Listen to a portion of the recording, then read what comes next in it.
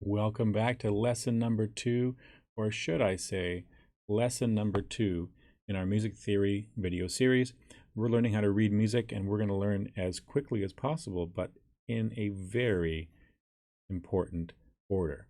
Now, the time signatures is our lesson for today, and the important part is time, because this tells us how many beats are in a bar, and especially how big each beat is. The last video we talked about a few things, and these are some basic notes, being the whole note, which is worth 4, a half note, which is worth 2 beats, and a quarter, which I'll try to fill in for you. You can imagine it being all the way filled in, being a 1 beat note. This very important, and you'll see why in just a second.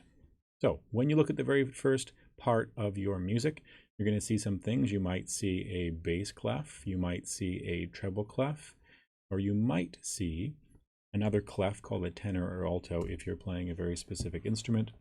But either way, everybody is going to see something called a time signature. The most common is called 4/4 time.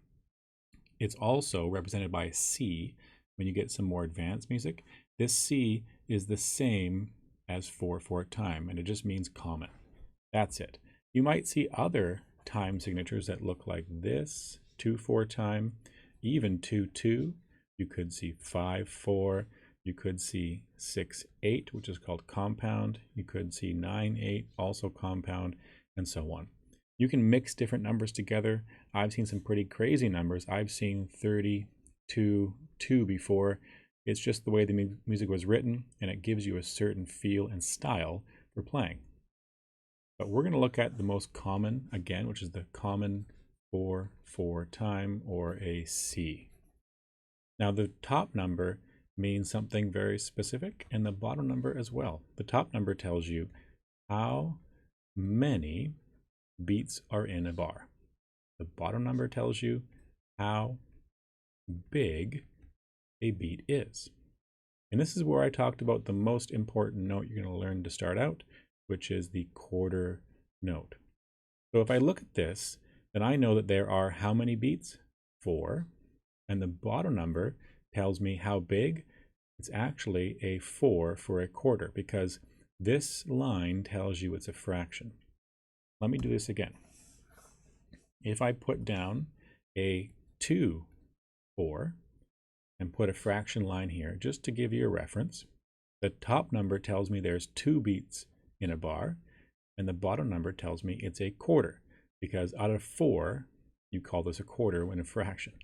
Really, really simple. So it's the same thing. Let me go back and fix that. It's the same thing. Let's look at something else. How about a 2/2? What does this tell us? There's 2 beats in a bar. The bottom number is not a 4 for a quarter. It's actually a 2 or a half. And that half means that each bar has 2 halves, which really, if you break it down, is the same as 4/4. It's just a different feel, a different way of playing. This is it. How many? How big? How many? How big? How big? How many? Never changes, the same rules, and now you know how to read time signatures. Thanks for watching. I'll see you next time.